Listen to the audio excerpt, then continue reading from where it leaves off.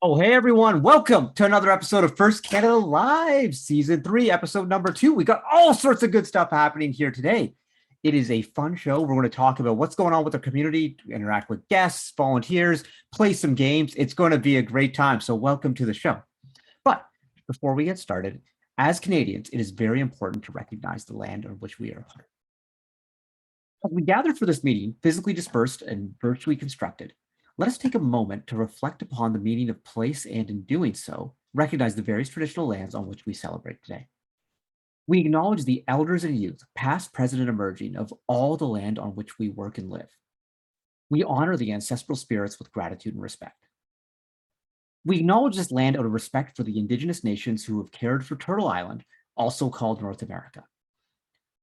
The Indigenous people have been gifted the role of caretakers of this land from before the arrival of settler peoples until today. But most importantly, we remember the history of these lands and people that have been tainted by poor treatment and a lack of friendship with the First Nations who called Canada home before it was given this name. This history is something that everyone is affected by. We are all treaty people in Canada. We all have a shared history to reflect upon, and each of us is affected by this history in different ways. Our past defines our present, but if we move forward as friends and allies, it does not define our future.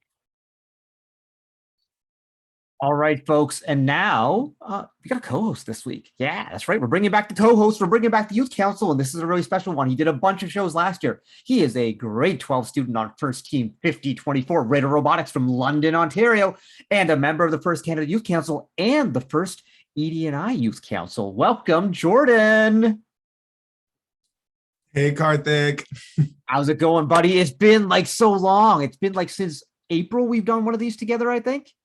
It's been a really long time, and I cannot express how excited I am to be back on First Canada Live and for the robotics season to kick up. I know there's so much cool stuff going on, but Jordan, it's a thing to ask. Like, if we haven't seen each other in a while, what is the coolest thing you did this summer? Oh, what is the coolest thing I did this summer? Oh, that's tough. I did the SHAD program at the McMaster campus this summer, so that was a lot of fun. And then for the majority of the rest of the summer, I was a camp counselor at an overnight camp, which definitely came with some difficulty wrangling younger children, but I think it was a really valuable experience, and it was a lot of fun. So, well, that's fabulous. And hey, speaking of younger children, on today's show, we got Christine Bibic, who's our first LEGO League Explore and Discover program manager. So we're going to be chatting with her. We got a story time segment with the new first senior mentor, Yusuf Odebiyi, which is going to be fabulous. We're going to talk stories. It's always a good time. And Yusuf is hilarious, so this will be good.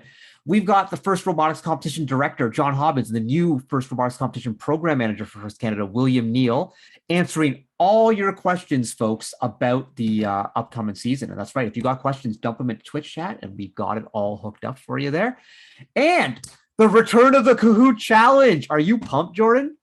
Oh, I am so excited for Kahoot. You've no idea. Oh, this is going to be good. This is going to be a good one. We got defending season 3 champion Rishi Jotsangani first facing off against Parth Patel. So it's going to be massive. So throughout the show, if you have questions, especially for any of our program managers, or I guess if you have questions for our Kahoot guests, but I don't know what you're going to ask Rishi and Parth. Why are you so good at trivia, or why are you so bad at trivia? I don't really know. But drop them into the Twitch chat. We're going to do everything we can to answer as many questions tonight, because we know a lot of people want to know. We've already got a question in there. What's FRC? What's the deal? That's a good question. A little vague, but it's a good one. But so the other thing to remember is, hey, why are we here? We're here to have some fun and celebrate excellence in our community. So when you're interacting in chat, remember to bring your best gracious professionalism. This is not a Xbox chat, okay, folks? Let's keep it chill and keep it fun, and that's like you would in the stands at a first event, and it'll be a really good time. But to get us started, this is a tradition we started last year with the Youth Council. They came to us and said, hey, we really young people, there's a lot going on in the world right now. We just want people to be able to kind of focus on their mental health and think a little bit about wellness. So we have a wellness moment that'll always be run by our Youth Council co-host. And today, Jordan is talking about gratitude. Great. So, as the school year begins and we enter the fall and winter seasons, and the robotics season starts to kick up as well, all of this can bring a lot of people excitement, but also for many, this time of year can be tinged with sadness and anxiety, as high expectations can become pretty overwhelming. These feelings can feel very paralytic to many, but one way that can help overcome some of these feelings and promote an overall healthier sense of well-being is intentionally practicing gratitude. The word gratitude itself is derived from the Latin word gratus, meaning pleasing, thankful, or alternatively, grace, graciousness, or gratefulness. In some ways, gratitude as we know it today can encompass all of these meanings. Gratitude is a thankful appreciation for what an individual receives, whether tangible or intangible. With gratitude, people acknowledge the goodness in their lives. In the process, people usually recognize that the source of that goodness lies at least partially outside themselves. As a result, being grateful also helps people connect to something larger than themselves as individuals, whether to other people, nature, something metaphysical, and more. It's a great way for people to appreciate what they have instead of always reaching for something new in hopes that it will make them happier or thinking that they can't be satisfied until every physical and material need is met. So gratitude helps people refocus on what they have instead of what they lack. And although it may feel contrived at first, this mental state grows stronger with use and practice. And here are just a few ways that you can start to and continue to cultivate gratitude on a regular basis. First, you can write a thank you note. This can help to lift your own spirits as well as nurturing your relationship with another person just by writing a quick thank you note / letter. If you have no time to write one, even just to think about someone who has done something nice for you and mentally thank them can even help. Also, keeping a gratitude journal, trying to make a habit to write down or share with a loved one thoughts about the gifts you've received each day can really change. Also, you can count your blessings. So like trying to intentionally set aside time to write about your blessings, reflecting on what went right or what you're grateful for. And as you write, you can be specific and think about the sensations that you felt when something good happened to you. And lastly, but definitely not least, meditating in some form or way. So mindful meditation involves focusing on the present moment without judgment. And some people when meditating choose to focus on a specific affirmative word or focus on something that they're grateful for. So remember, try to find peace and gratitude in all that challenges you, even if it seems difficult. It may seem a bit cheesy at first, but intentionally recognizing things that are good can set you on a path to a happier and healthier frame of mind. Jordan, that was fabulous.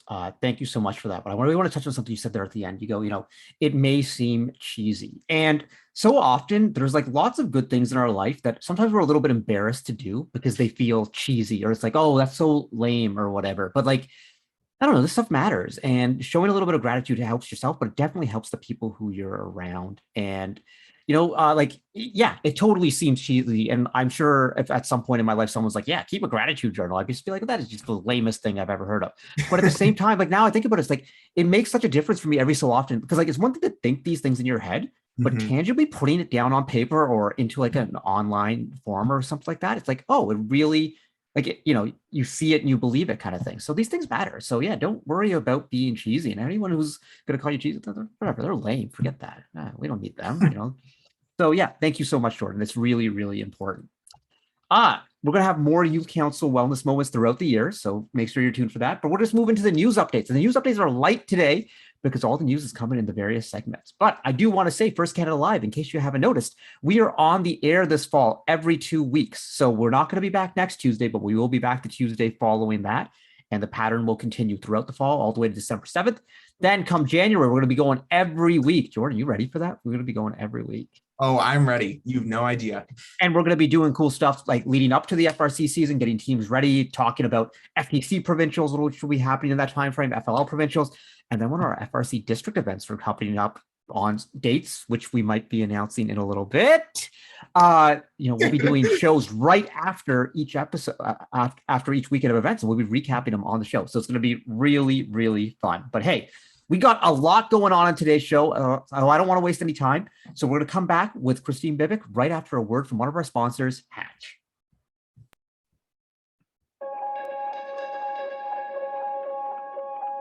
When I was applying for co-ops, I was really looking for a place that would allow me to have the greatest amount of experience. And since Hatch is such a big company, I knew that I would be able to get involved with all the different groups that the company offers. What surprised me about working at Hatch was the amount of responsibility that you're given very quickly, like once you start. There's so many opportunities to learn, not just from specialists in the field, but also from something like Lunch and Learns, or even Safety Shares. So it's not something technical that I'm learning, but something that might help me in my everyday life.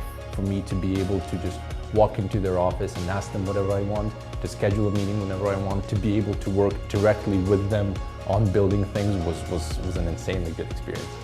As a student, I am as much valued as the other employees that are here. I enjoy working here because people are very friendly, and this environment that they created has been more than absolute perfect.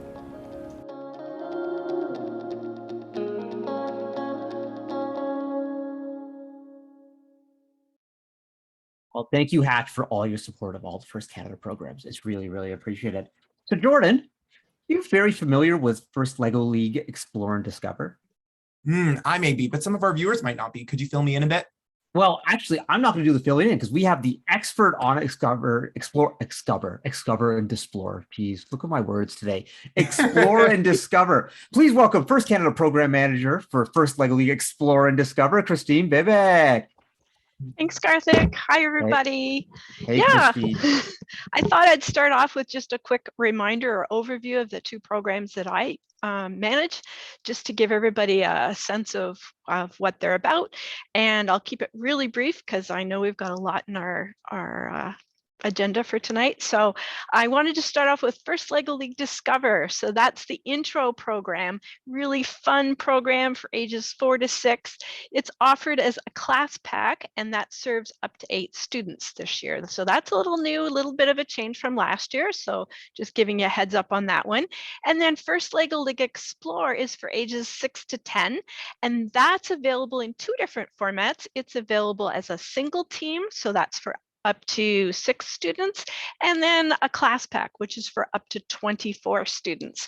And something that's a little bit new and exciting this year for Explore is that, like some of the other programs, actually, I guess all of the other First Lego League programs, it has a really fun mat that's coming with it this year.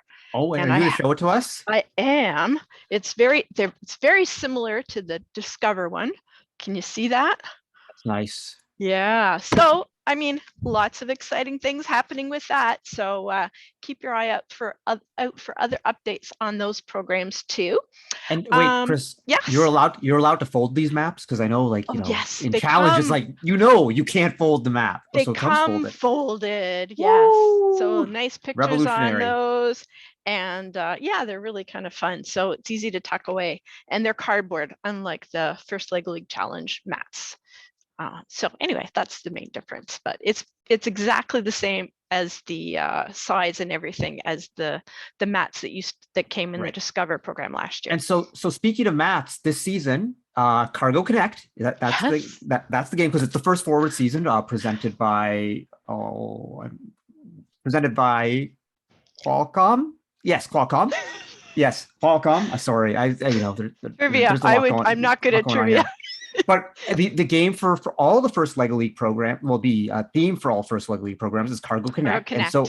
And I hear you have some cool stuff to show us about Cargo Connect. I do. Okay. So yeah, so there are instructions with each of the programs to build what I call an Inspire set. So it's part of the Discover or Explore set. And this is one of the models that the Discover students will be making. So you can see it's made out of Duplo. It's got a nice pivoting back on it. And just to show how it all connects, how all these programs connect together too, moving up to First Lego League Explore, this is their model. So it's very similar. It's a truck. It's got a nice little hinge back on it, and all the instructions to build those miles is and it serves as a jumping off point for the students.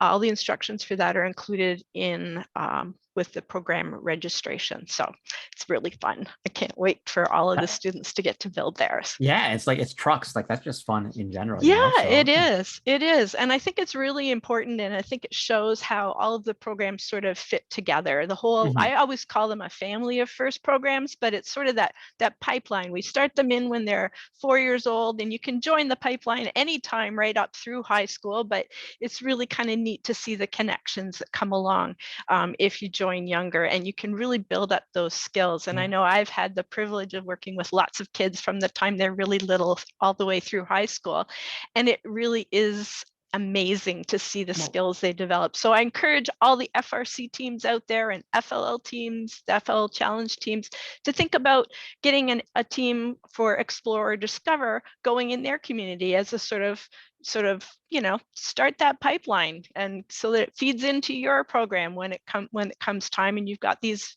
students already prepared. They already know about core values and all of those fun things. So it's a great way to do it.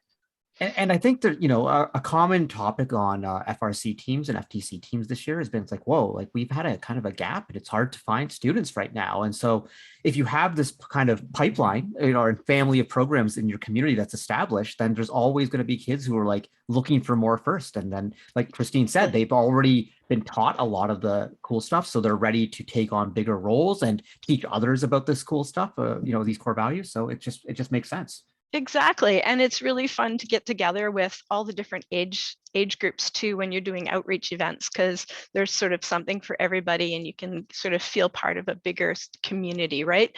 Because FRC teams are so well connected, and I think the younger programs, they're not quite there yet. And so having them get to see the big kids in action and how they can be part of that, I think it's really inspiring to those younger students. So I really do encourage everyone to see what they can do in their community to get those connections forming. Yeah, and I also, speaking of connections, a great way to help get those connections going, something I really wanted to make sure people were aware of, is that once again this year, First Canada is offering a number of grants to help start new teams. So please, please, please have a look at that on our website. You'll find all the details on how to apply, and it would be really fantastic to see all of those grants just dispersed and making all kinds of wonderful things happen in our communities. So I encourage you to let everybody know about them and make sure that they're applying and taking advantage of that financial little help that goes into making a team so successful and running. Yeah, so that's sort of the lay of the land with the programs for this year. And I also wanted to mention that we have a number of supports in place too. So if anybody is out there thinking this might be a little bit too much for me, I just want to encourage you to think about it, because it is so much easier with the younger kids. It's like it's really simple, and all of the programs come with a team meeting guide that walks you through 1-hour lessons.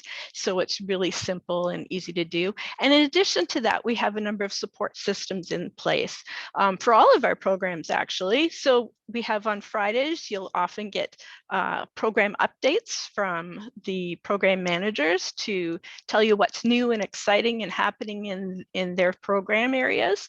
And you can sign up for those on the firstroboticscanada.org website. And for my programs, we also have a once a month, it's the first Wednesday of the month at 6 o'clock, we have a Share and Learn Zoom call. So that's an opportunity to meet other teachers or coaches that are involved in the program, share best practices, ask questions. We always have First Canada staff on as well, so that they're there to sort of guide you through those things. And of course, if you can't wait that long, you can always email one of the staff members too, because that works. And on our website, we also have a number of resources too. So at firstroboticscanada.org, we have some of the new resources we've got just updated our curriculum connections. So it shows how the Ontario curriculum fits in with the program. So those are all laid out really nicely for you. And for the Discover program, we also have a lot of resources on my favorite, Six Bricks. So Karthik, I know you played some Six Bricks with me last year. I thought we could try another one this season. Well, Chris, I keep my 6 bricks at my desk all the time, and just sometimes when I'm working away and like I need like a mental break or whatever, I just pull them out and I play with them. So Me too.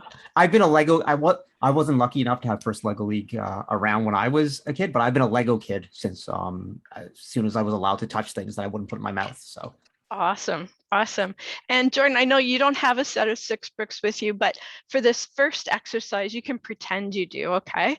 Because you don't really need to have one in your hand. So for the first thing I'm going to ask you both to do is to pick one color to represent how you're feeling today. So the colors are yellow, orange, red, green, which doesn't show up well on my screen because of my green screen, dark blue, and light blue. So Karthik, what are you going to pick?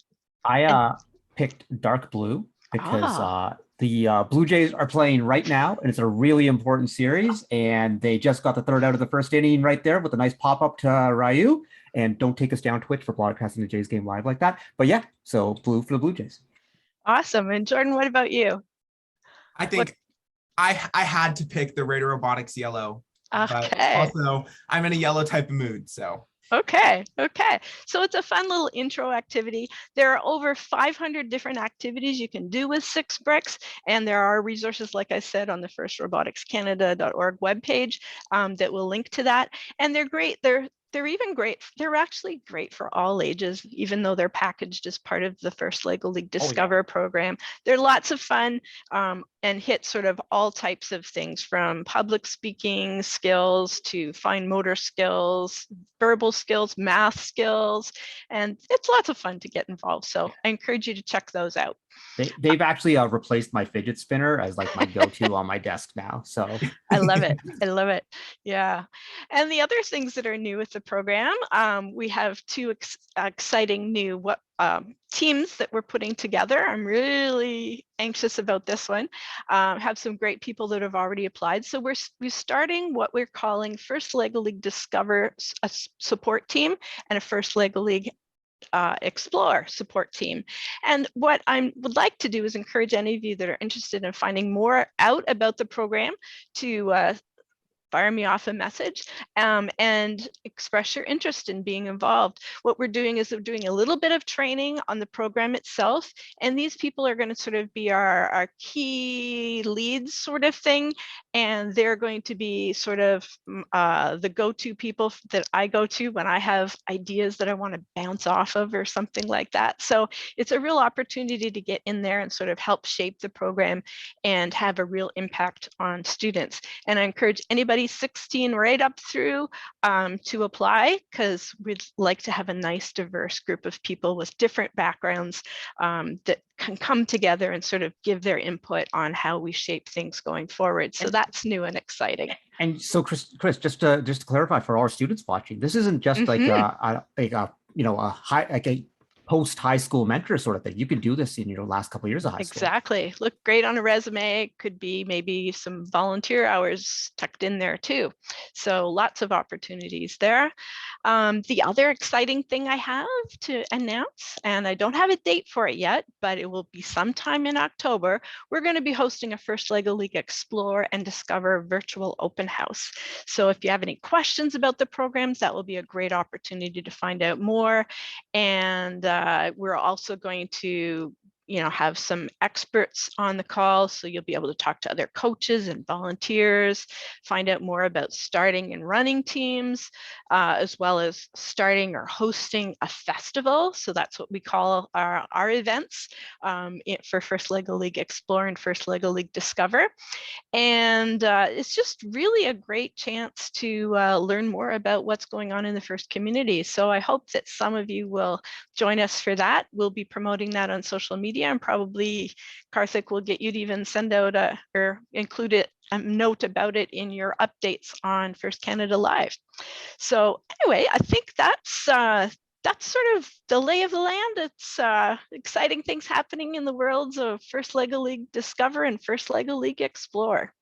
Well, that is amazing, Chris. There's so many cool things going on. I really think there's some neat opportunities for our students and mentors and teams and other programs to get involved, get connected. And we talk about We Are Connected on this show, but establishing that pipeline and really getting back into the communities, because I think a lot of teams have had some time off from building robots, but I think a lot of teams are also missing that community building. That's such a big part of FIRST. But Chris, while we have you here, like I asked Jordan earlier, but like, what was like your favorite thing that happened this summer? I know it's like the fall now, and like it's already like, wow, summer is like a long distant memory. But you're 6 bricks. I spent my summer playing with kids online with 6 bricks, which was great fun, and I also spent some time getting to know other Lego lovers around the globe, and learning more about 6 bricks and the different activities that are available, and really networking with them. So it was fun to meet people from literally all around the world and to play Six Bricks together and learn more from one another. That is absolutely fabulous. See, like the fun just never stops. It just keeps on going. Whether there's always something good when you're talking First Lego League, Discover, Explore. Chris, thank you so much for coming on. Can't wait to have you on again, maybe with some of, to share some of the new initiatives that are going on and all that sort of good stuff. But thanks for being here, Chris. Great. Bye, everybody. Thanks. And we are going to be back with our first robotics competition focus segment with John Hobbins and William Neal. But we're going to do that in just a moment after a word from one of our sponsors, Enbridge.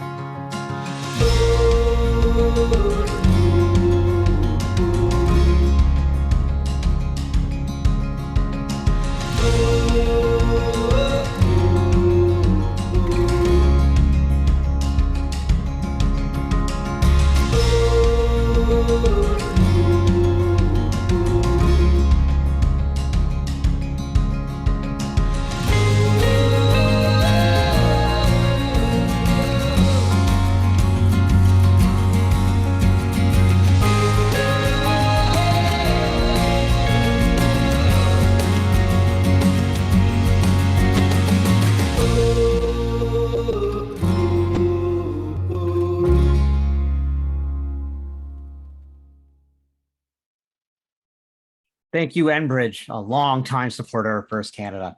So, Jordan, you are a student at the First Robotics Competition, been there for a long time. Are you excited to see what's going on this season? Oh my gosh, I am so excited. I keep saying you have no idea, but you have no idea. I cannot describe it in words how excited I am. All right, so let's bring out two very, very special guests. First Canada First Robotics Competition Director and winner of the 2010 Woody Flowers Finalist Award, none other than Mr. John Hobbins.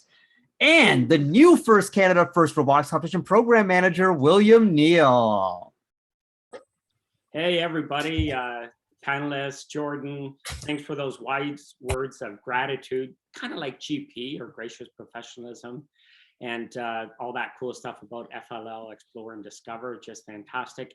And I'm thrilled to be able to have tonight as the real opportunity to introduce William Neal as their program manager and all the information that he's going to share with us also. All right. Well, welcome, John. Welcome, William. And so, John, I want to know what's the word of the day for today? That's a great question, Karthik, because I'll tell you, we have so many questions and inquiries all the time. And the key word needs to be headquarters calendar. And I'm wondering if we could just show that calendar and we'll begin to just talk for a moment about some of the important dates that are just ahead. Many of these items that are on this list are actually missed by teams, and then they call later on hoping that they could bypass the date and have special favors, whatever, but that's not true. These are the dates, those are the deadlines, we have no choice. So drive-based opt-out, that's the one, where you say whether or not you want the drive-based. And if you don't want it, you usually get a credit that you could spend at Sudica and where else. So it's really important that you have your eyes open for that one. William's going to share a bit about the kickoff and the quick build sessions, but the registration for events, it's open. It was open back in May, if you could believe it. And there's not a lot of teams showing up in this system. So we need more teams in there. However, when we start to look at events, you have to be registered to pick an event. And guess what? The events are coming up in just a few weeks. So yes, the events are listed on the calendar of headquarters. And other key things like first choice, priority list 1 and priority list 2, and the dates that are associated with that. The virtual kit release piece, and then the actual registration payment. And I know there's going to be some questions about that. Back to you, Karthik. Well, thanks, John. This calendar is really, really useful. And we're going to have our version on our website. And it's also, like John said, it's available on the First Inspire's website as well. But you mentioned registration and, we want teams to get registered and all. But I know, John, we can't put our heads in the sand. We know that there's a lot of restrictions at school right now. We are still in the middle of a pandemic. Things are starting to look a lot better. And restrictions are slowly starting to be eased, and we are expecting and planning for an amazing season this year of in-person events. But a lot of teams are wondering, though, what is the refund policy in case things start to change again? Well, that would be the first really key question for tonight. And fortunately, we have our refund policy posted on the firstroboticscanada.org website under the payment section. If you scroll down, you'll be able to see all the details.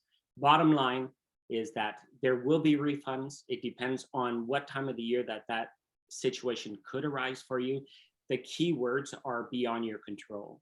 So for example, if you had, say, your school shut down at the last minute and you couldn't participate, that's beyond your control. So there are ways to mitigate that piece. The key piece is to contact myself or William at First Robotics Canada emails, and we'll help to mitigate the situation and do the best that we can for everyone.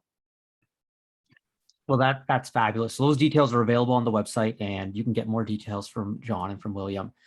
And so, William, there's a lot of stuff going on right now. I think I see there's some plans for kickoff. So can you tell us a little bit about what kickoff's going to be like this year? Well, that's a really exciting question to answer, Karthik. And I'm thinking about Jordan here. He cannot explain how excited he is. And won't he be really happy to know that the kickoffs will be in person this year, starting on January 8th, Saturday, January 8th.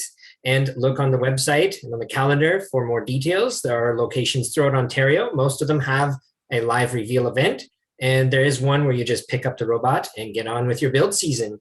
Speaking about the build season now, we have a special plan in collaboration with a team from the far south of the United States, Team 118, and they are supporting us with a EveryBot build, and that will be on weekend 2 after the kickoff.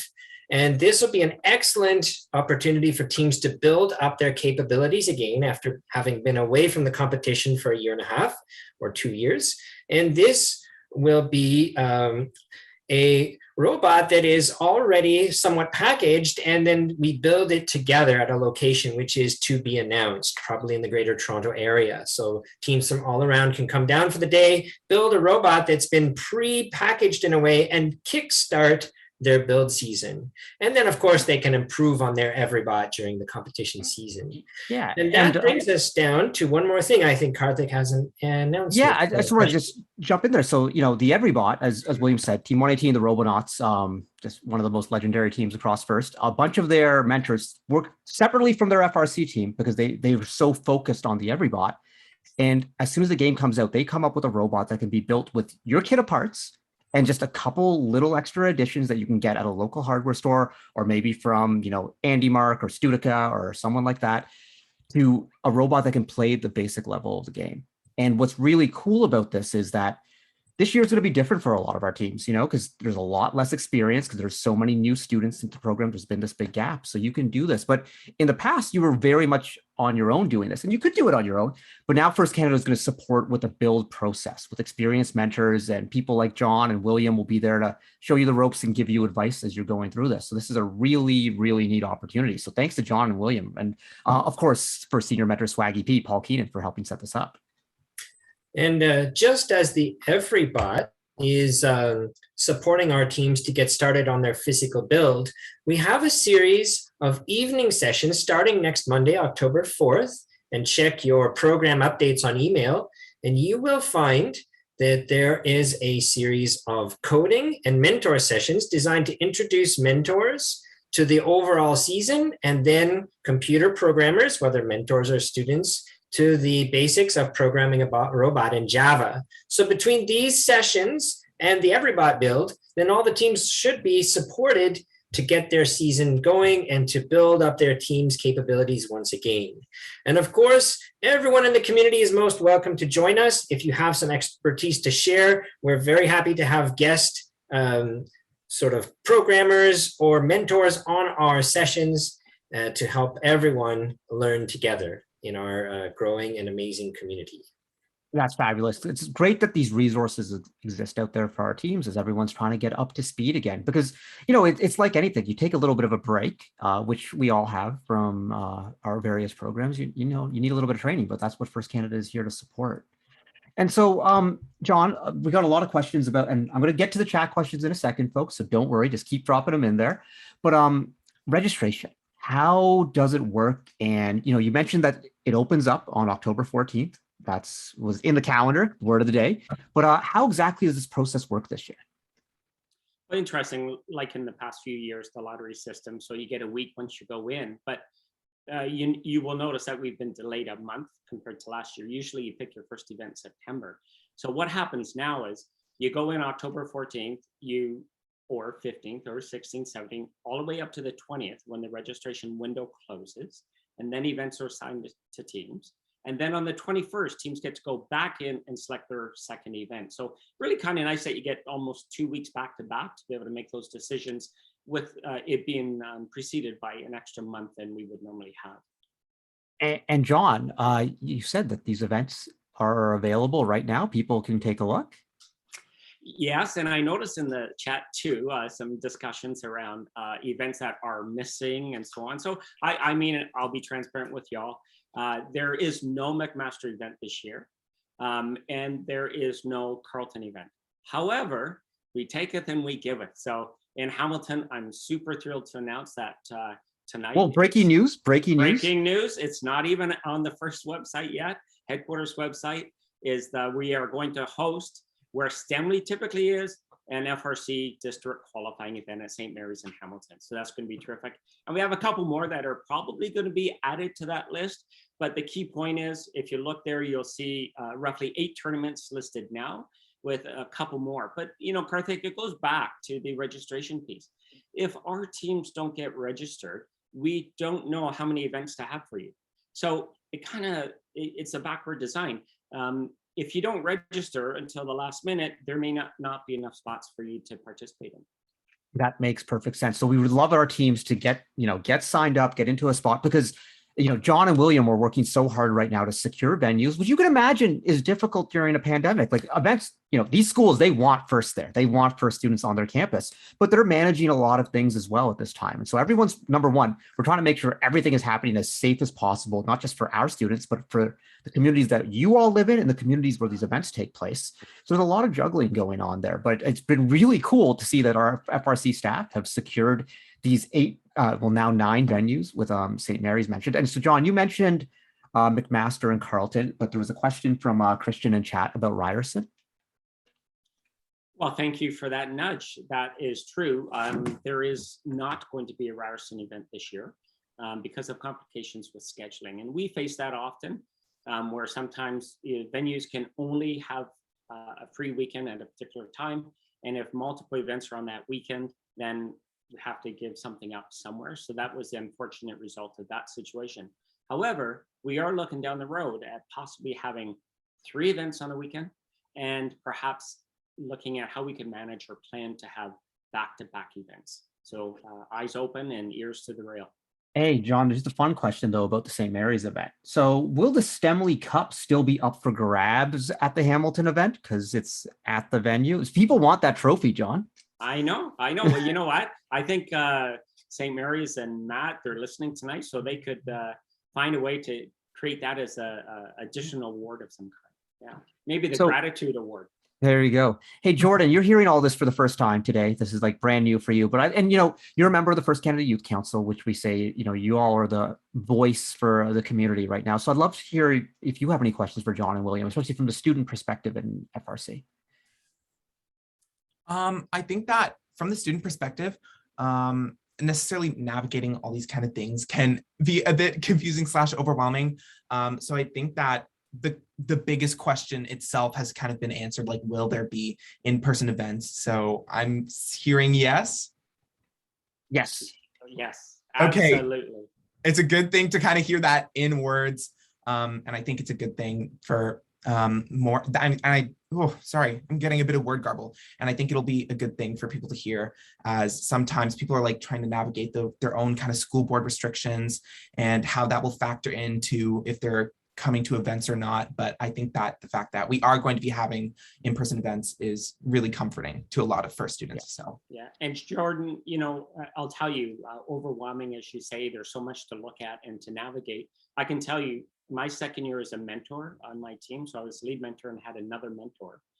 On the second year, I was by myself, and I found myself wondering, oh my gosh, how do I keep up with all these important critical dates? So it's not just hard for students, it's hard for the adults too. So everybody's in the same boat, or robot is, I would say. We have another question, and it's about some COVID guidelines. It's from Parth Patel, who's coming on for trivia right now. He should probably be studying. That's what he should be doing. What measures are First Canada looking at implementing for events? Not open to the public, skeleton teams and volunteers. Food and eating will lead to masks taken off indoors given winter, and how would that work? What is the minimum number of teams? How about alliance selection with less than 24 teams? John, I hear First Canada has a COVID task force. I was just going to say, Karthik, so we are so fortunate that we have a group that is looking at all these details from back in August all the way through, monitoring day-to-day public health guidelines. They know where our events are. They'll monitor those public health guidelines. We'll take the best practices from anywhere in the world of what they've been using for COVID at the events, whether you take the masks off, whether you're allowed to go out for food or not, all of those, important but details.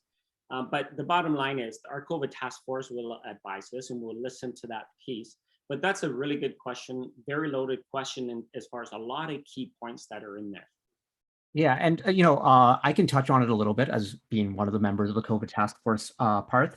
Right now, it's too early to make any sorts of determinations because guidelines are changing. For example, just over the weekend, the indoor capacity at events was raised from 25% to 50%. We want to always make sure that as many team members and family members can attend events as possible.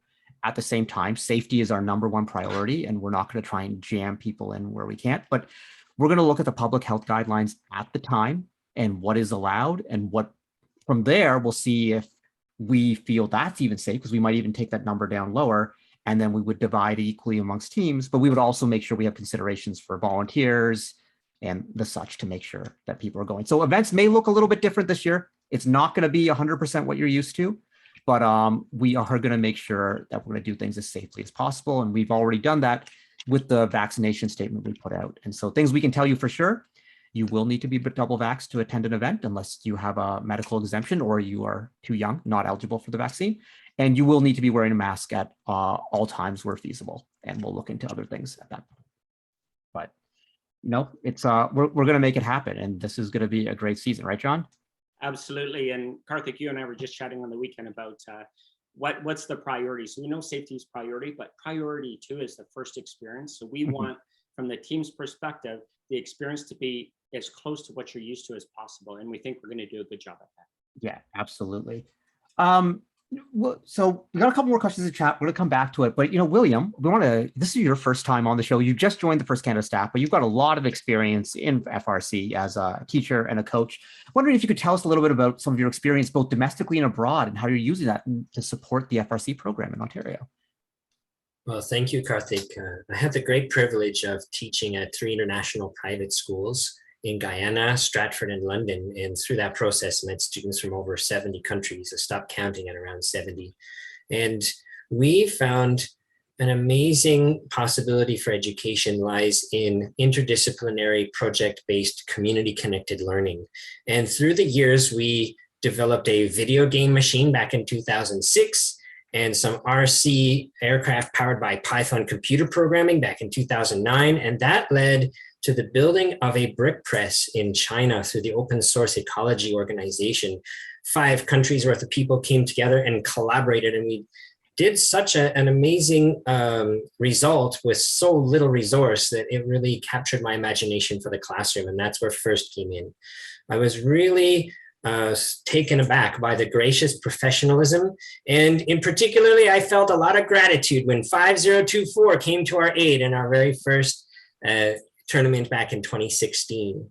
And since then, I've had the opportunity to integrate the FRC into my classes. I love to speak with teachers about how you can have a coherent classroom focusing around projects such as FIRST, and looking forward to the future when we maybe can further transform our educational system and create a vision for an amazing society developed through these amazing FIRST students that are coming out of high schools everywhere.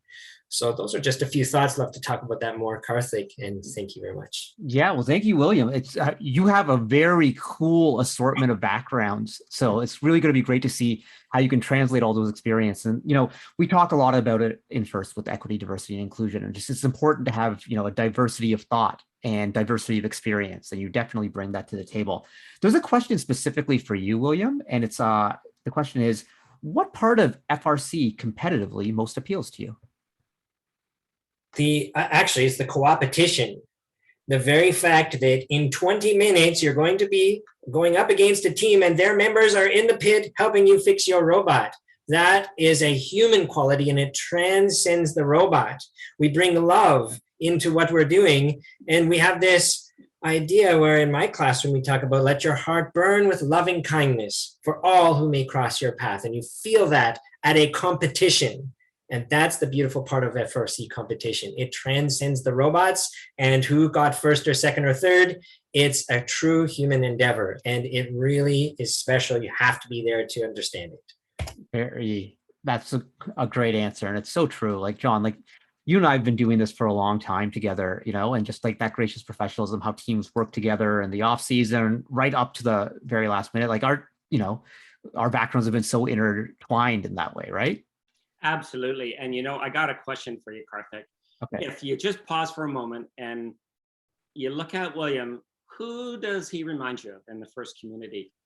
Well, there's a very esteemed person at First Headquarters. I think William's got a little bit of Frank Merrick in him with the way he looks, don't you think? Absolutely. Yeah, it's a good look right there. A couple of other questions in chat, John. This one's like a logistics question, but just want to double check. Can we spend our Andy Mark credit if we if they opt out of the drive base at Studica? Yes, that's your P2P credit, which yes, you absolutely can. You can either check in with us or Paul Keenan for details on that, or you could even contact Derek Murphy at Studica. He'll give you all the details regarding that piece. And the good piece about the credits, if you opt out and you get those credits, he'll honor those credits, I believe, right up until around May. Oh, so you can even go beyond or put right through the season when you realize you need something, or when there's nothing else left from first choice. And so you got to wait till the supplies restock, then you'd be good to go. But Karthik, if you, this is the beginning of the season, looking ahead. Before we all leave, if you want to wrap things up, I'd be happy to do so. Well, John, I just want to know, like, have you been doing any, rhyming lately? Well, you know what? I got something straight out of the dungeons of FRC rap. So if I could call on some of the panelists to help me out, maybe Jordan, yourself, a few others, to give me a little bit of a beatbox sound, I'll be happy to share some words with you all tonight. Go ahead, throw me some beats. Come on. So John.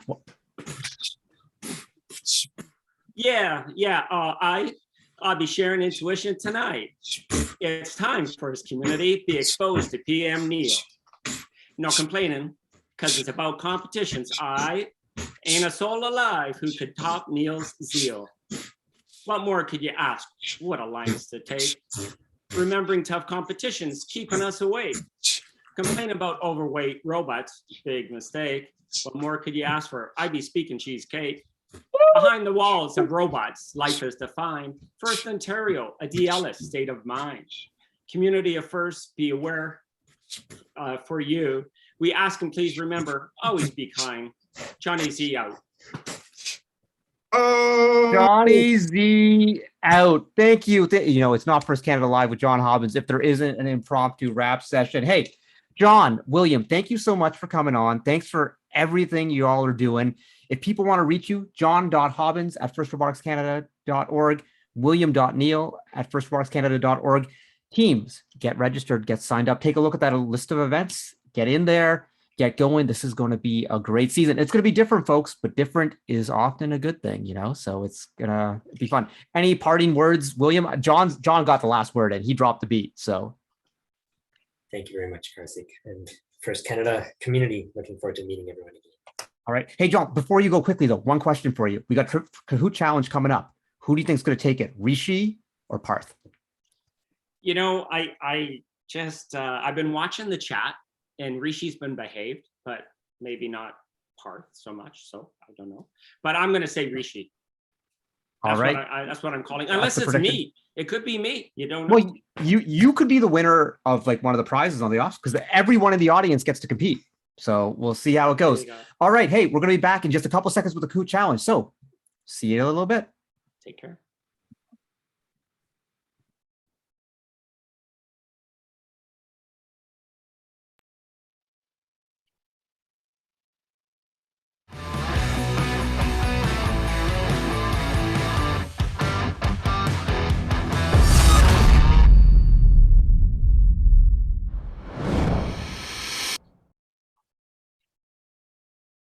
All right, we're back. Jordan, you ready for this?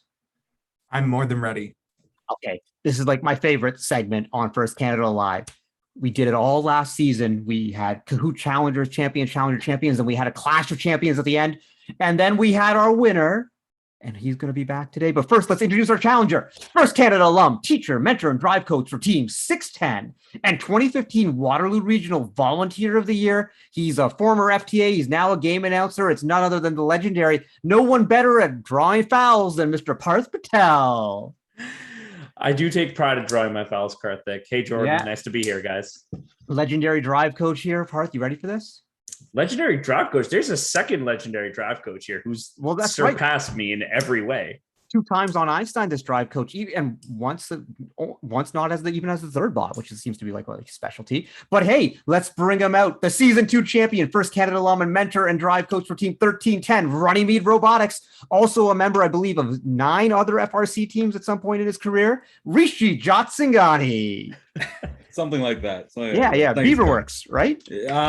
Maybe. We'll probably have to talk about that one. But yeah, nice to see you again, Karthik. And hi, Jordan. Nice to meet you as well. Rishi and Parth, have you two met before? Have we met a couple times? Yeah. A couple times, right? Yeah. So I want to know, because like the NFL recently put in their like no taunting rule, but that does not apply here as long as it's graciously professional. Do any of you have anything to say to each other before we get started? I'll let him go first, but I'm going to agree with everything he's about to say. Just know that. I'll just say that, if this is anything like our Valorant games, I think it'll be pretty easy for me. Oh, no. I'll have a pretty good time. But yeah, I'm excited to face a very good friend of mine, and I'll keep it as graciously professional. I'll keep it 100% graciously professional, but yeah, he has no chance. So yeah, whoa, I can't really I agree with him in every way. Like, I do not disagree whatsoever. But just know, a Parth came on this show earlier and didn't win. And my goal is to outperform Parth and just raise the bar for Parth's worldwide. So that's the goal I'm coming. Okay, hold up. You're setting the bar at Suthar? That's correct. Ooh. Man's got a 0. Can't lose. I mean, you can lose. You can average it out at 0 if you both get 0. So all right, right, but I can't do worse. Okay, here's the deal. We got a question from the chat. 2 questions from the chat. Can the chat taunt? Yes, chat can very much taunt. There is a question from none other than Swaggy P. Can you taunt Karthik? Well, that just seems unnecessary here. I'm the host, right, Jordan? The hosts are like exempt from this, right? Is that how it goes? Full immunity. Yeah, full immunity. Immunity idol right here. Woo, woo. Oh my God, the new Survivor season. I'm so excited. Sorry. That's okay. We get excited about things. Hey, by the way, for anyone who's watching out there, Jay's up 1-0 right now in the third bottom of the second inning. So just saying things are going okay. Hey, so you two are playing for the Kahoot championship here, but our audience is playing for prizes. That's right. So we have for first prize a First Canada fanny pack. Hey, actually, before we do that, let's bring up the Kahoot so people can get logged in while I explain what's going on. Go to kahoot.it on your phone. The code is up there, 706-4262. 706-4262. Get in on your phone, play along. And as you're all logging in, I'm going to tell you about the prizes. First prize from none other than Swaggy P himself, a First Canada fanny pack. Second prize is a First Canada moleskin notebook. And third prize is First Canada toque. So it's going to be a lot of good stuff out there. I hear we have a lot of moleskin notebooks in inventory. Rishi, do you know who suggested the moleskin notebook to First Canada? Yeah, that sounds familiar. I think it may have been someone I know. Yeah, Red Bear 1310, possibly something like that. Yeah, Red Bear 1310. A lot of red. The one. That's what I remember at least. Right. But I was actually told that. Well, not told, but I was suggested that we should wager maybe some haka on this. Whoa, Man's having haka? Wait, hold on. No. Time out. You can't wager haka when you already owe me haka. You're already I owe you haka? No, Red Bear. Oh, no, I'm talking about me. I don't know. I don't know. Wait. Hold up. You all going out for haka without me? What is this, like Shankar's birthday part 2? What is this? You can come. We'll go to China Cottage. But yeah, Markham and Steels. No, when we do Haka and Scarborough, there's one place and one place only. It's Frederick. It's all about Frederick. Frederick's Yeah. my favorite. Frederick's Jordan, have you ever my had favorite. Haka before? No. It is like a cross between like West Indian, Indian, and Chinese cuisine, and it's like a fusion, and it's like super spicy and delicious, and it's just the most amazing thing. You had me at spicy. Yes. Oh, if you like spicy, chili chicken, boy, chili chicken. Yeah, it chili is so chicken good. that's where it's at. The key. Chad is like Frederick's is OP. Oh, another suggestion for a bet is loser has to shave their beard. Oh man, I don't know what that Are one. we that doing one- this? no, Are no. we doing this? Okay, you know what? I'm in only because I have to wear a mask all day at work anyway, so no one will know. I have Rishi, to give, are you in? Oh, okay. You're gonna win. You're It gonna has win. to It's be- fine. It has to be. I have a couple presentations coming up, and I don't want to look like a child in front of these executives. So maybe after that. Nothing wrong being clean shaven. No, I just mean, it's saying. fine. Okay, It's just okay. for me. All right, we'll keep bringing this up, Rishi, at future Kahoot challenges if you continue on. Hey, we got a lot of players in here, so let's get started. This is going to be a fun one. Everyone ready? Get your phone. Jordan, are you in? Yep. Okay, Jordan, what's your name? Magic Stork. Don't be embarrassed, Parth. No, I'm just scared that if I do badly and I'm in like Oh. last place, everyone's gonna know it's gonna be me. In honor of William Neal and his former team, I'm Mountain Alpaca. Nice. And Rishi? I am the Shining Raven, like Okay. a Runnymede Ravens. There we go. There we go. Alpaca versus Ravens. Let's do it. Let's start this up. Was there something in front of the We screen? can't see the questions right now because there's a box in front of them. So we're gonna need, there we go. There you go. All right, let's go. Our first question. Multi-select. Multi-select. Starting At the 2011 Greater Toronto Regional West, which of these teams were on the winning alliance? No freebies here, but a bonus if you can identify the human player I who's am being not shown in the in picture. game. Did you get logged out, Rishi? Don't know. I am still here, but Parth? that is unfortunate. I put in an answer. Try and get back in, Rishi. Sure.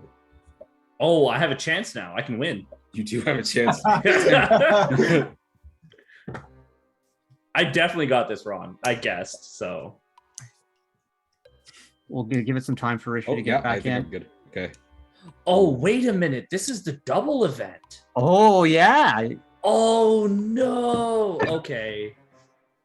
Double event? What was the double event? There was two events in the same building at the same time: GTR East and GTR West. Yeah. That's a trick question. I don't like that. All right. Ooh. Rishi, did you select an answer yet, Rishi? I did. Okay. So let's take a look. Correct answers are 781 and 1547. They were paired with team 2056 at the West. On the East, 1114, 1503, and 4814, I believe, won that one they would've together. No, been- 48, not 4814, 3739. Oh yeah, the other. Yeah. This grading screen is brutal. I got 1 out of 2. I get 0 points. Yeah. It's rough Yeah. out here. No messing around. Okay, let's take a look at the answer. Shining Raven, first place. Look, he was logged out. He was logged out. He was timed out. And he's still in first place. I didn't say I was gonna win. We accepted the result coming into this. Okay, he went to Einstein twice. Like I wasn't even in first for this event. To take that in. It's all good. It's all good. All right, next question. What is the approximate length or diameter of the largest scoring element in FRC history? 13 inches, Nailed it. 24 inches, 27 Nailed it. inches, 40 inches. Also, say hello to my friend, the T-Rex, who is there. The game piece was not a T-Rex, although that would be amazing. That would have been so cool. Yeah, imagine if like we did Jurassic Park, but we only cloned the dinosaurs for them to be game pieces. I'm okay with that. Yeah. I'm trying to think, what element is it? Would it be? I I'm know which thinking one it is. Yeah. the trash cans from Recycle Rush or the big balls from Aerial Assist, but now I'm remembering the pool noodles. No, so Oh we're my actually going gosh. back to 2008. Yes. The game pieces Overdrive. from Overdrive, which Giant were balls. 40-inch balls, which you couldn't even fit through a doorway. Yeah. Oh my gosh. 40 inches. They were massive. Parth, you get that one right? I did. You can't get that one wrong. All right. So I beat Suthar. We're good. Mission accomplished. Rishi, you get this one right? Nope. I got it wrong. Okay. Oh boy, Parth. Catching up. We're tied. I have hope. And there we go. Bold Macaw is in first place. Bold Macaw, if you're in chat, you give us a shout out so we know who it is. Helpful Camel, Elated Probably Rhino. Askesian.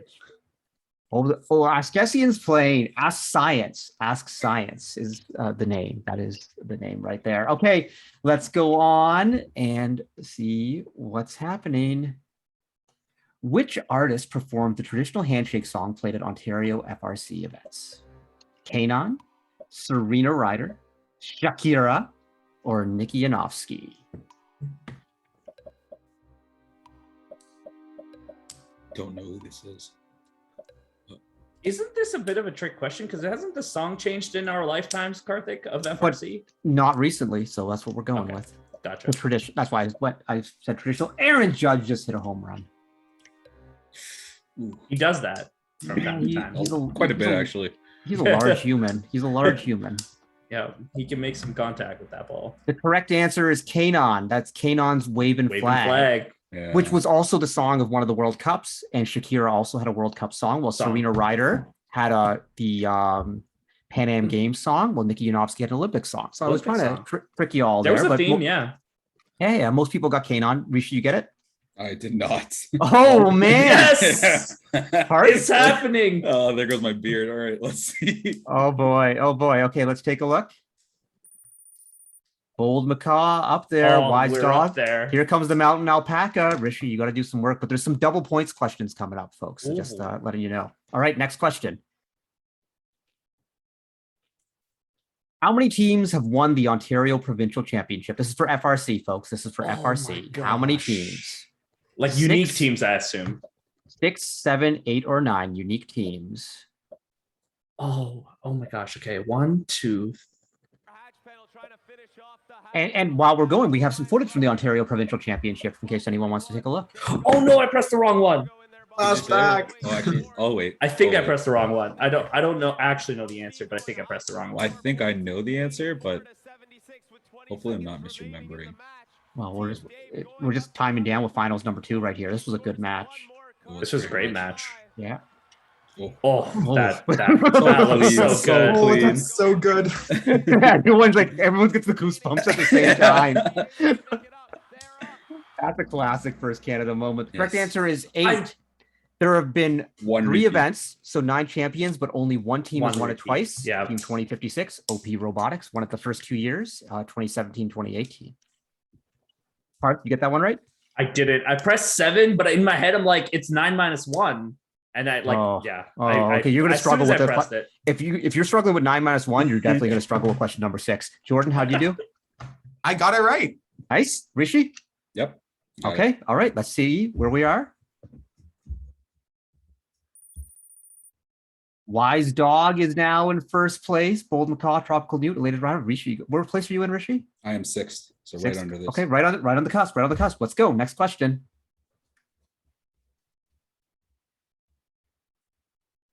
Since the first one in 2002, how many FIRST robotics competition events have taken place at the Paramount Center, formerly known as the Hershey Center? 15, 16, 18, or 20? Oh, that's... First one was in 2002. The year is now 2021. There's a little bit of a fence post problem. Was there a gap? I don't know. Actually, I do know. My math is correct. It's this. Are you counting double events as 2 events, though? I was not, but it would be. Well, yeah. Okay. That I feel like that's a trick. I don't know. Okay. There's. I don't think. What would it be? How many double events were there? I went 16 based on 2011. Yeah. 2011 being a double event. Yeah. And you even put 2 numbers that were like one off. So like I thought you intentionally wanted to do that. Yeah, anyway. that's a good point there, Parth. The judge is going to think about this one. We'll see how close it is at the end. All right, I got it let's take a wrong look. too. So. Oh, okay, so it might not even. So it might not even matter. Yeah. All right, 16 is Tropical Newt is now in first place. Glowing Leopard, Wise Dog, Bold Macaw, Elated Rhino. Okay, next question. This one. Hey, get your math heads out there, folks. Let's do it.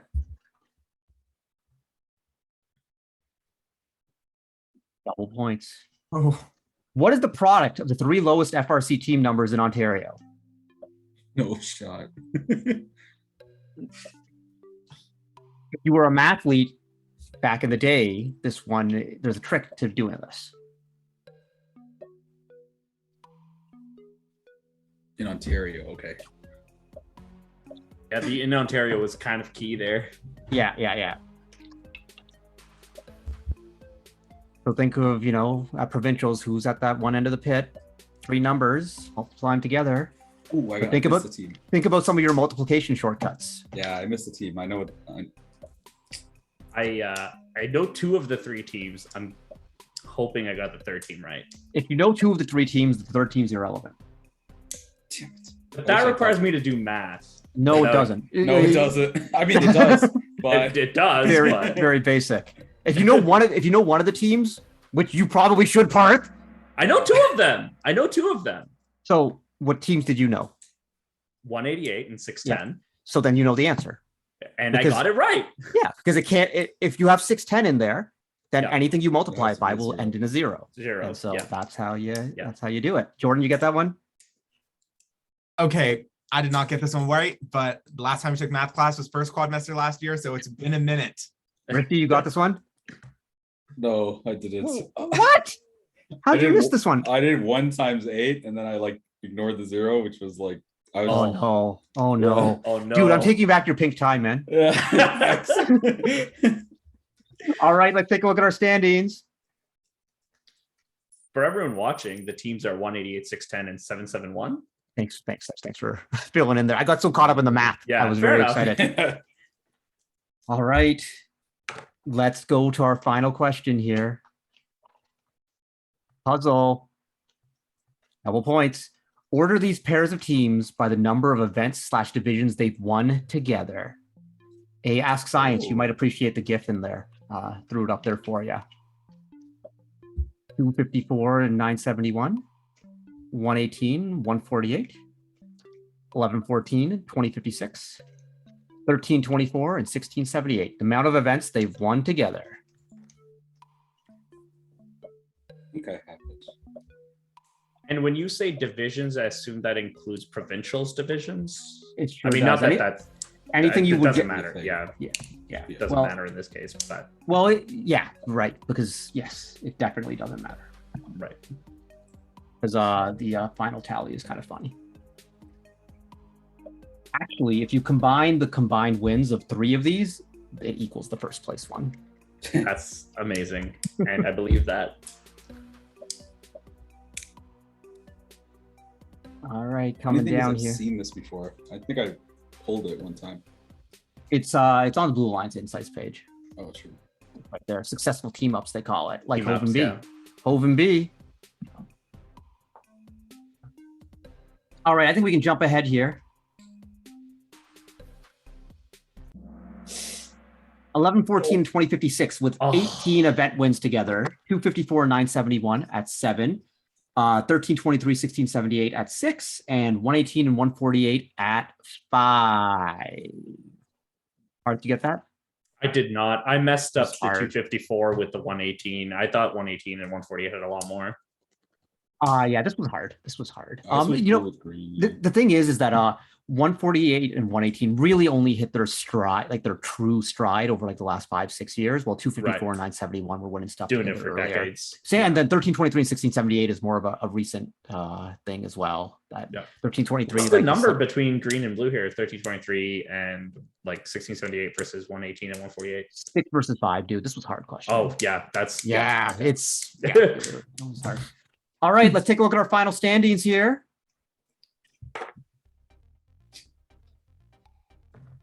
Third place, Tropical Newt. Second place, Mountain Alpaca. Booyah! Nicely done, Let's Parth. go. First place, Old Macaw. Hey, if you're one of those, or even in the top 5, take a screenshot, send it to communications at First Robotics Canada to claim your prize. Jordan, how'd you do?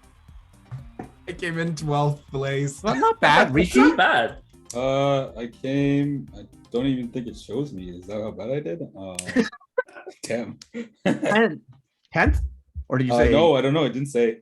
So Oh wow. definitely not that good. I'll tell you that. We'll have to go there. Okay, Parth, you're the champion. Congratulations, buddy. Yes, sir. Let's go. I'm excited. All right. Didn't expect it. Haka on Rishi. The beard is going. Rishi, would you like to name a challenger for Parth right now? There was a request in the chat from someone who had a request. So or you can do it afterwards and we can do it offline. And we can sort it maybe out. we do it afterwards. But but the next Kahoot challenge is happening on October 26th, I believe. So Parth, save the date. All right, we'll do. All right, and Rishi will come up with a challenger. This is a lot of fun. Hey, you two, thank you for coming on, but also thank you for everything you do for the community as volunteers, as mentors, as being role models. And like Rishi, you know, especially like you had that amazing run most recently on Einstein where all of Canada was supporting you and your alliance. So thanks for being leaders of the community here. We really, really appreciate it. Thank you. And and thanks for not being terrible at trivia. We appreciate that too. All right, folks, we are now going to head into story time. It's going to be a really good one, but we'll be back in just a couple seconds. Thanks to all our guests.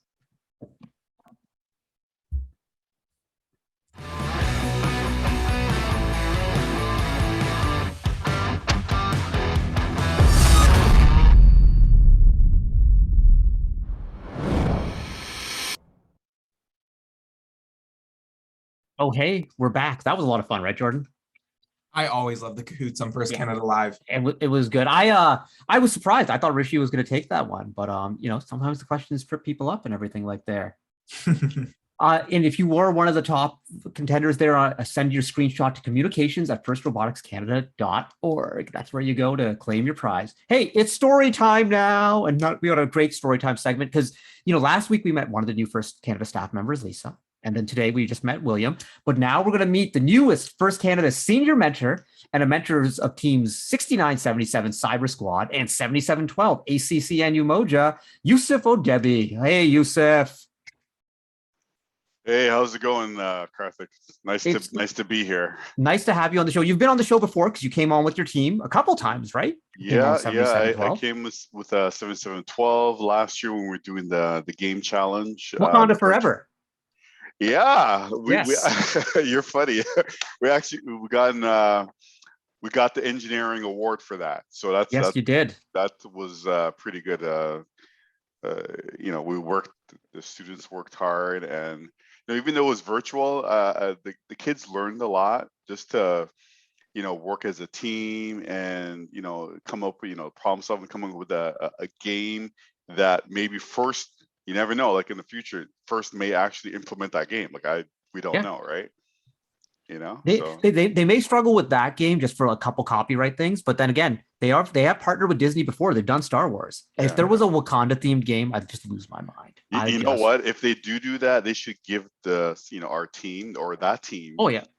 Some money just so like we don't have to pay for anything, right? You know, you're first senior mentor now, Yusuf. You can bring that to the table right there. I'll say this: if they ever do a Wakanda themed game, I will dress up as like Wakandan or as the Black Panther or as someone. I'll Killmonger. I think you're a Killmonger type of guy. That's that's I don't know how to take that. I don't know how to quite to take that. I don't know. I'm just saying you look like a Killmonger type of guy. So. Hey man, you know Killmonger, like he was bad, but like he had some points. He had some points. He was bad good. He was a good bad. Yeah, he had some points, man. He saw his daddy got killed by his uncle, man. That's tragic for a kid right there, you know. Yeah, there's some trauma there. That's right. All right. Let's go. I know. I'm not going to let this degenerate this into just being an entire MCU segment. We should do a First Canada Live just about the MCU at some point, and I can just talk, or maybe I should just do my own MCU podcast. Who knows? But Yusuf, I'll work with you on that one. Trust me. Yes, it's so good. MCU, trust me. I still haven't seen Shang-Chi yet because like I haven't felt comfortable going to the theaters and everything yet. Black Panther, Black Widow. You seen that one? Yes, I saw Black Widow. I got it. Disney Plus first day it was available. Premier access. Yeah. Oh, so good. That was good. That was good. That was good. Why are you always posing? You're such a poser. I loved it.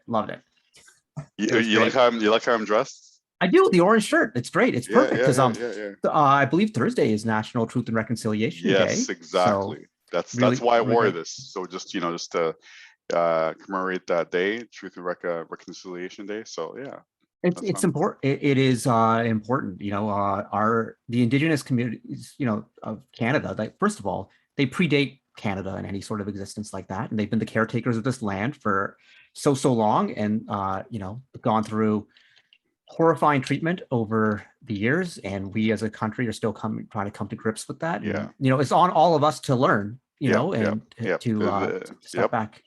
All the discoveries we've that's been introduced to the media in the last within the last year, it's been like, you know, I'm going to say horrifying.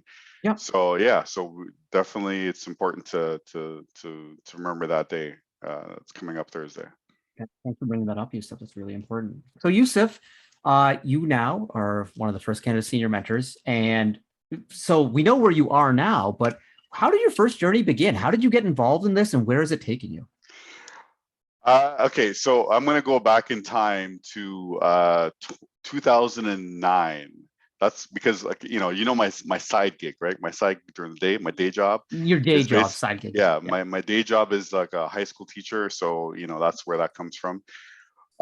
So I basically was introduced to FIRST because when I was in high school, there was no such thing as, you know, I graduated, you know, sorry, Jordan, but it goes way back into the early 90s, right? So there was no internet back then, and there was definitely no FIRST back then. So and I fast forward to 2009, where when I graduated as an engineer from Ryerson, and then you know, 10 years later, I decided to go back to school, become a high school teacher, and get into STEM as a STEM educator. But what got me into it is when I was at the school that I was practice teaching, they took the whole class to a kickoff in 2010, January 2010, to Science Center, and basically that's when I was introduced to that, whatever the game was that year, but I was introduced to FIRST that year, and I was just like, whoa, that's something that I can, you know, being having an engineering background, I can wrap my skills in my head around as far as you know, promoting that within the educational system, because I was, you know, trying to become a teacher back then. That is very cool. So you've actually seen this going back to 2010. Yeah. Because I look at it as a sense that there's an opening, that when we look into STEM and we look into the opportunities for students, and I just thought that, you know, me coming from the private sector, working 10 years as an engineer, and you know, I'm going to just say the truth, the way I saw it as in the private sector, I didn't see many people that look like me. As a Black male engineering graduate, I didn't see many people that look like me in the field, and that kind of sparked something in my head. When the time came, maybe, you know, I would find a way to basically get more people, more students, more youth get into STEM. And 2009 came, and 2008, actually it was 2008, then 2009, and it kind of came, and then basically I decided to become a teacher, and STEM teacher at that. That's amazing. I think it's so important because you know, representation matters, and you know, it can be hard when you know, you're just like the only one in the room, and you know, how you deal with that. And so by going in with that mission, because I think everyone does FIRST for different reasons, and I think it's really cool that you're trying to, you know, reach a community that has not been reached for 8 million different reasons. And so that's really neat, right, Jordan? Mm-hmm. And I think it's been really neat to hear about how FIRST has kind of come into your life, especially at that specific kind of event that you went to in 2010. And so it's just kind of got me wondering, like, what do you think is your proudest moment in FIRST? Okay, so we can go back in time again. My proudest moment was when I started my own team in 2014. It was 5036 Robo Devils. So just remember that 5036, that was 2014 Robo Devils. and From Scarborough, just want to throw that out. Scarborough. I'll say this name of the school, Sewolf Laurier. I'll say the name of the school, Sewolf Laurier. Shout out to 5036. I started that school, 5036. And we went to the UOIT event. I think that was because back then it was only one event. That's how they did it, right? So we did a one event and we got the rookie award. And how I got that phone call was I was driving, because we didn't make the playoffs. We were like, 50, it was 50 teams, and I think we were like 49. We're packing up a robot. But the thing is, the students that I had at that time, they were very passionate. I guess I inspired them, but they were really into talking about the importance of importance of STEM, and how it would impact them in the future. So they really impressed the judges. So as a result, our team got the rookie award, and didn't know. I was driving home after we packed the robot, and I get a phone call saying, where are you? And yeah, we left. And then basically the guy on the phone said, yeah, you got the rookie award. And I was like, okay, well, so what does that mean? Yeah, you're going to the Worlds. I'm like, oh, okay, we're going to the Worlds. So I'm like, busy like texting all my students and, letting them know like, okay, we won the rookie award, and everyone was going crazy. And it was a big thing. It was a big thing because I think that sparked the enthusiasm at that school, Sewolf Laurier and 5036. And, we went in 2014 to Cincinnati. At that time, there was I think it was like 400 teams around the world. So we met teams from Hawaii, from Israel, from Russia, it was around the world. It was crazy. And then the teams would wear sometimes some of the teams would wear their almost their traditional outfits from where they're from as part of their uniform. So the kids were just like amazed what we saw. And we didn't even we almost like thinking we don't deserve to be here, but we were there.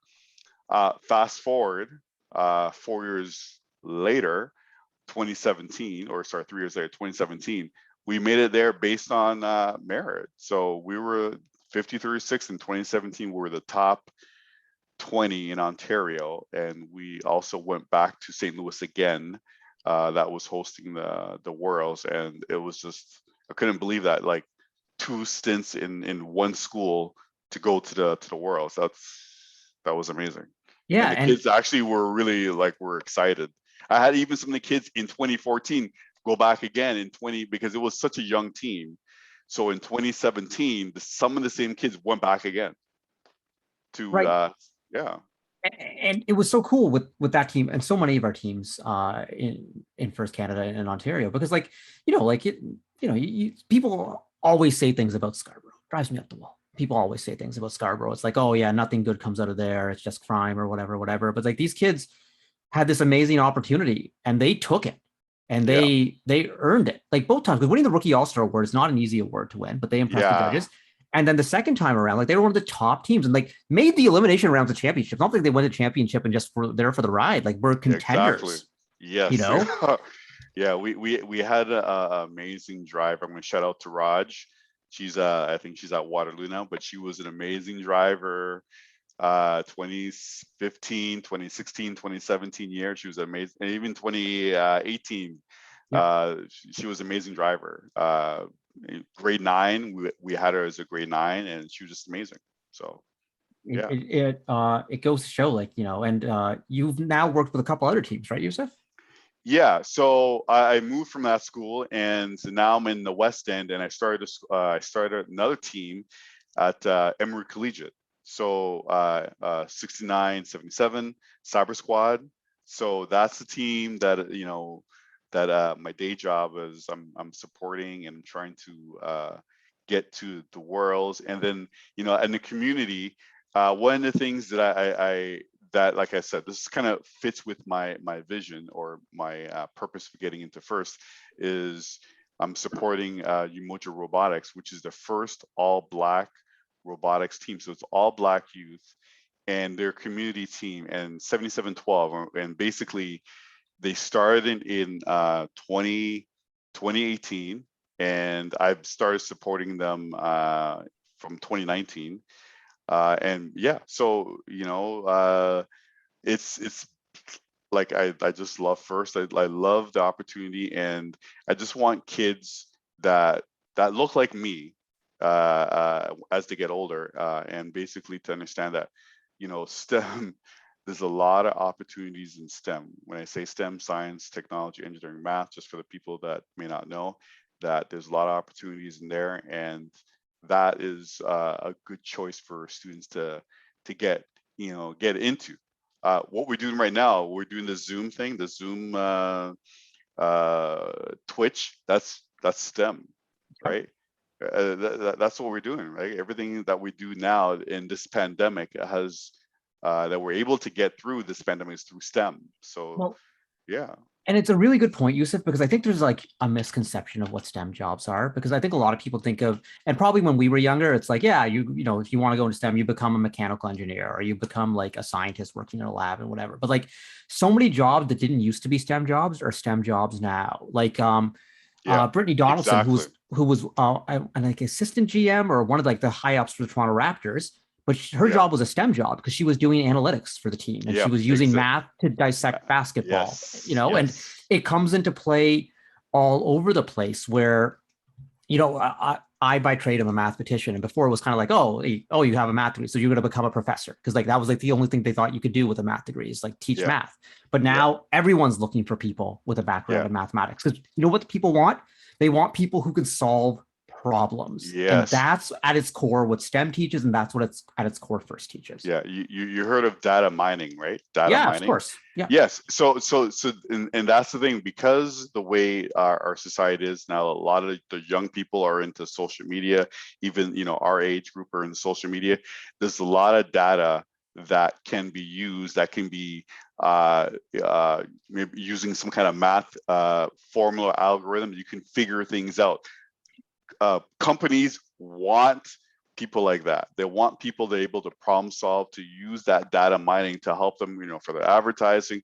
So there's so many jobs that even in the school system, they don't even know. They can't even say what they are, because it's all STEM related, right? And there's so much jobs. So the most important thing is, if you take computer science, you go into engineering, you go into computer engineering, you go into I'm going to say even arts, because arts now is technical as well. We're looking at Photoshop, all these skills where you thought that was strictly art, but a lot of the things, we look at this background behind me, right? And then we're able to use it as a background in our session here.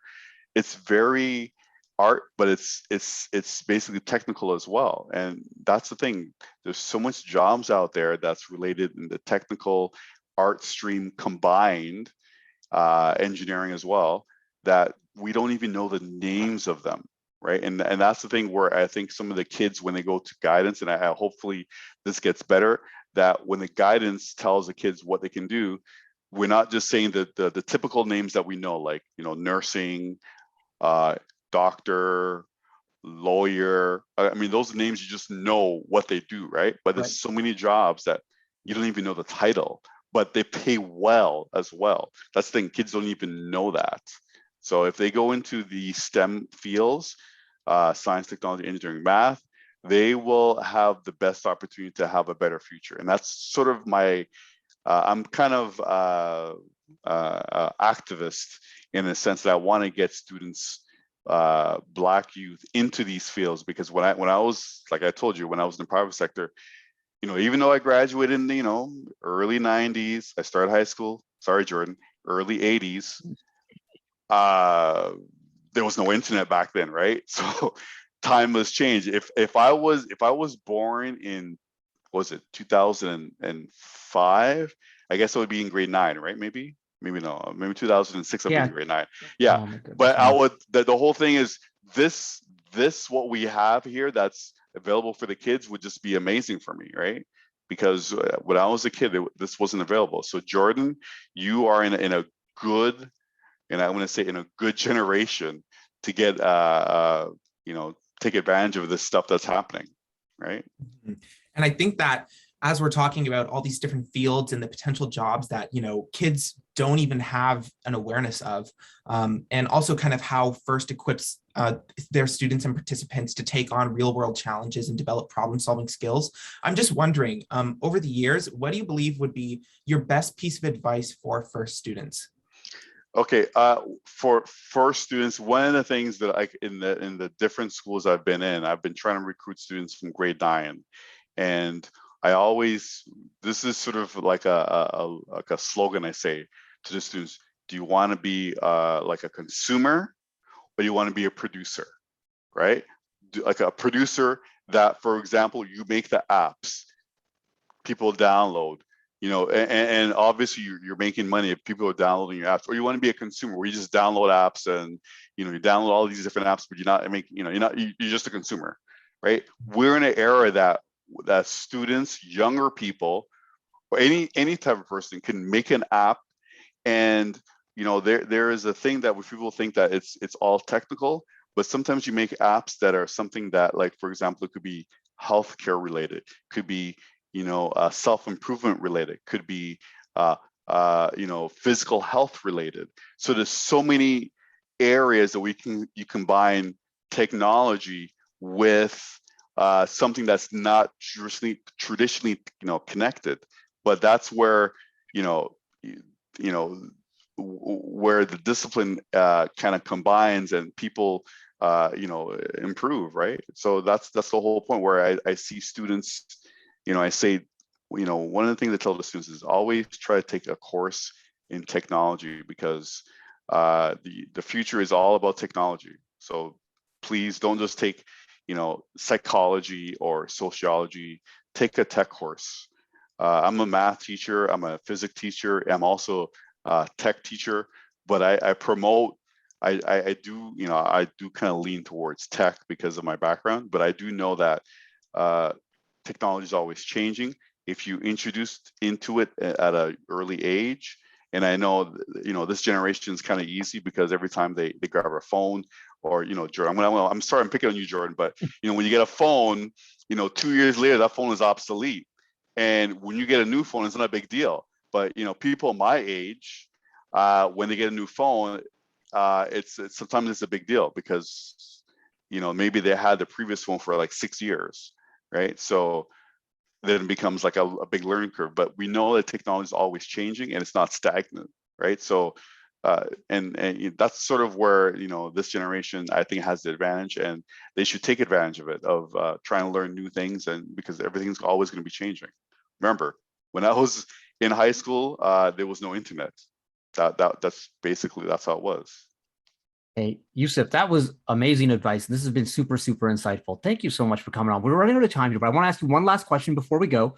So you joined the FIRST Canada staff, I guess, this summer, like beginning of August? Yeah, you can see my uniform. Yeah, you got the beautiful orange shirt, one of many. Orange. I'm sure that Swaggy P hooked you up. But So what's been your favorite part of being a part of the staff so far?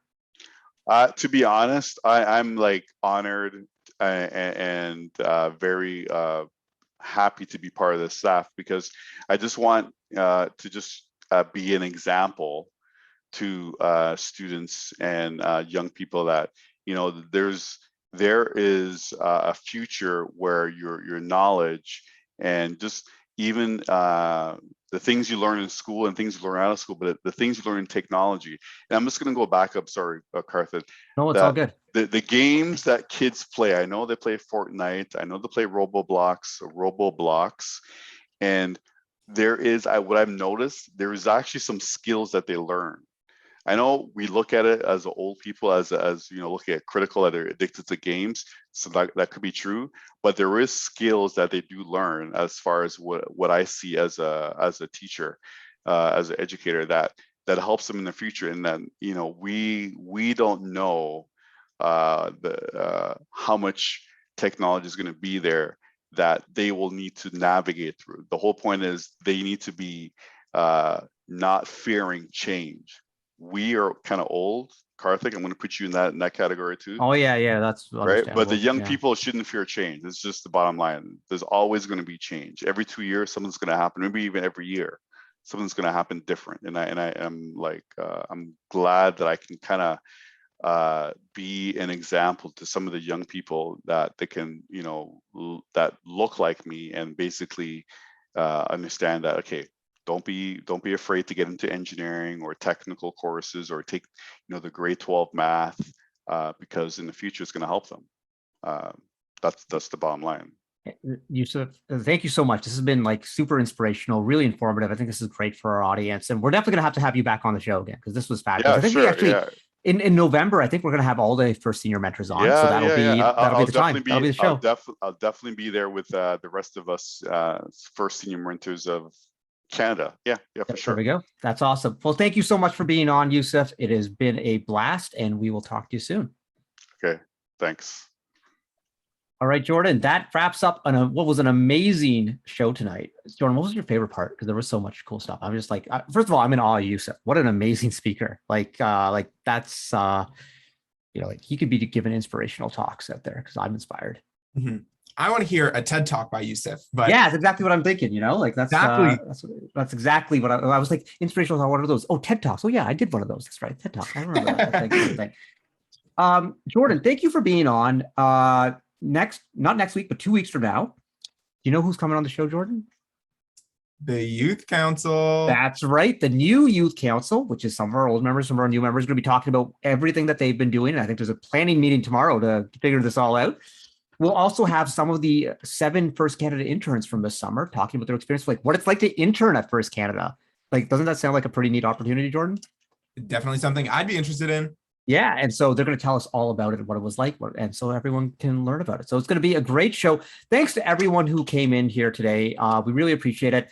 The email addresses we put out there, for any First Canada staff member, it's firstname.lastname@firstremarkscanada.org. So if you want to reach out to Christine or John or William or Yusuf about any of the stuff that's going on, please do, and get your team signed up for all the programs, and it's going to be a good time. Jordan, you want to say anything final before we go? Well, I would love everyone to stay safe and get vaccinated if you can. Yes, please get vaccinated if you can. If you haven't, or, you know, like let people in your community know, just kind of, you know, like have a heart-to-heart conversation with them about how important it is. And just because that's how you do it, one person at a time. You know, that's what the show is about. It's about communicating with our others and bringing our community together. So let's bring our community together to keep everyone safe, because what's more graciously professional than keeping your community safe, right? Exactly. All right. Thank you, Jordan. Thanks to everyone. Thanks to our producers, moderators in chat, all our guests. We will be back in 2 weeks. And for now, say hi to Swaggy the elk. Bye, everyone. Bye.